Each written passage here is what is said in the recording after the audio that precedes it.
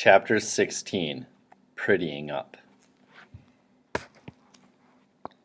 To Pierre's surprise, the fight lifted the gloom of the brigade, and once they got back underway, they covered 200 miles in only 3 days.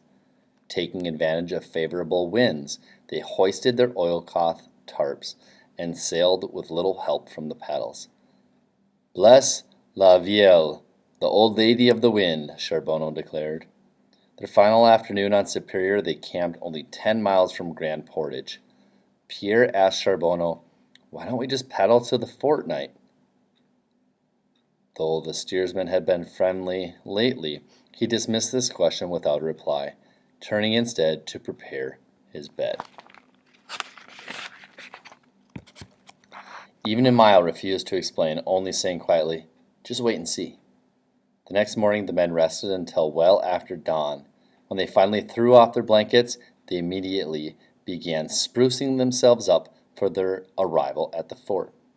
Pierre was amazed to see men who had been dirty the entire trip suddenly begin to preen themselves with great care. Some bathed, some washed and combed their hair. Most conscientious in the group even unsheathed their hunting knives and trimmed their beards. The men pulled bright sashes and capotes out of their packs and donned them with deliberation of priest-dressing investments. Beloy hadn't ventured to rinse out so much as a handkerchief on any of their Sunday rest stops, yet he declared this morning his wash day. Before the sun was even full in the sky, the crude fellow stripped off his clothes and waded into the lake. He thrashed his shirts and pants and handkerchiefs around in the icy water, gave them a hasty wringing out, and spread them out on the rocks to dry, except for the dirty cap which remained perched on his head. Beloy ate breakfast naked.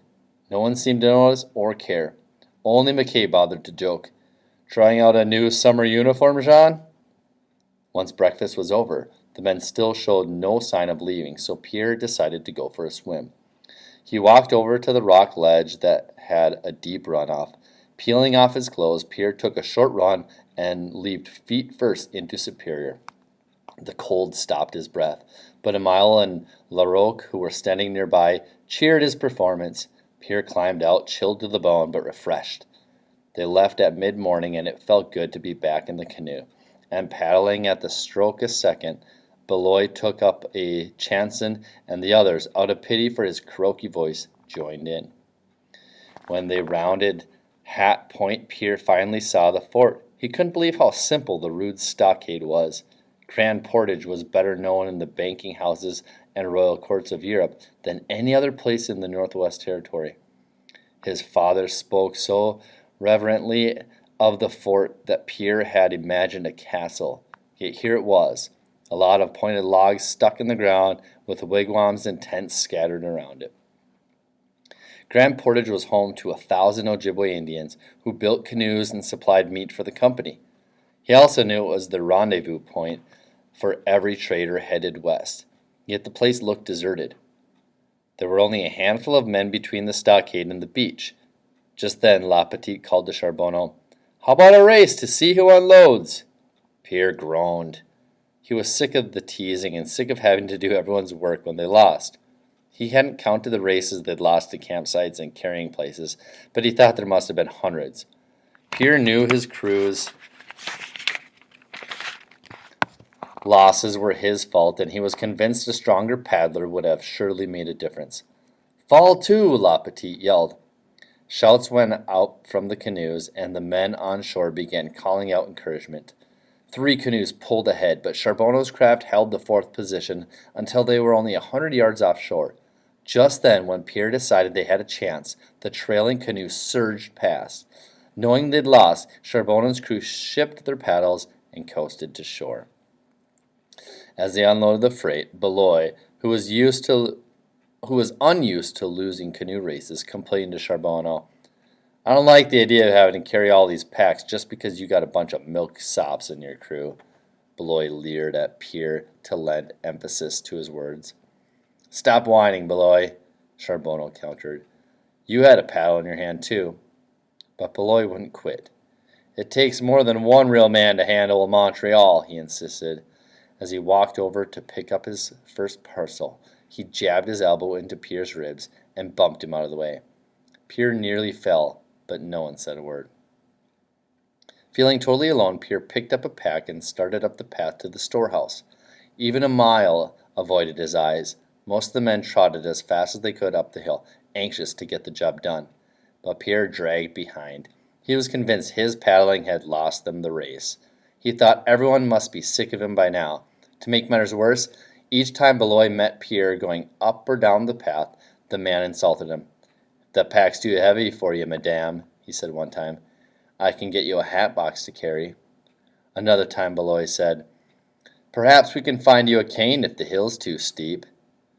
Pierre studied the stockade. He couldn't believe he'd traveled 1,200 miles to find a row of log pickets stuck in the mud. For the first time since Lalonde's death, Pierre felt like crying. He returned to the shore and picked up another parcel. Beloy, who had a full load on his back, noticed that his eyes were red. "What's the matter?" he chortled. "Crying for your mama?" Ignoring the man, Pierre turned to hurry back up the trail, but Beloy stuck out his foot. Pierre sprawled across the path, and his pack ripped open. A stack of nested kettles fell clanging onto the rocks. Beloy opened his mouth wide and coughed. "You dropped your pot, mother. How'll you ever cook supper?" Seized by a sudden rage, Pierre stood and swung his fist at Beloy. "My name's Pierre," he yelled, punching Beloy square in the stomach. The blow knocked the wind out of the bowsman. He stumbled and lost his footing on the slippery rocks. Then, with his arms wheeling wildly, he pitched backward into the lake. "Ah!" Beloy bellowed. A column of water flew up, and the men began to laugh. Beloy's feet were still on the shore, but the weight of his packs pulled his chest half under water. He splashed his arms. "Help me, you idiots, help!" "Lie still and we'll try," Charbonneau offered, stepping forward. "You might consider a please, too," Emile added. Beloy bellowed, "Idiots!" but calmed himself when he almost tipped over onto his face. When Charbonneau and Emile finally pulled him out of the water, he shed his soggy pack and walked straight for Pierre. Pierre felt like bolting for the fort, but he held his ground. With a weird grin, Beloy flexed his fingers. Pierre imagined a huge, knobby fist flashing toward him. Beloy grabbed Pierre's right hand and pried it open. "Just checking to see if you still have a musket ball hidden in there. You packed quite a wallop in that fist, Pierre." Then there was more laughter, and the hauling was suddenly easier to bear. Pierre grabbed the nearest parcel, grateful to have escaped with his life, and proud that, even though it had taken 6 weeks of hard paddling, Beloy finally had called him by his rightful name. That's the end of chapter 16.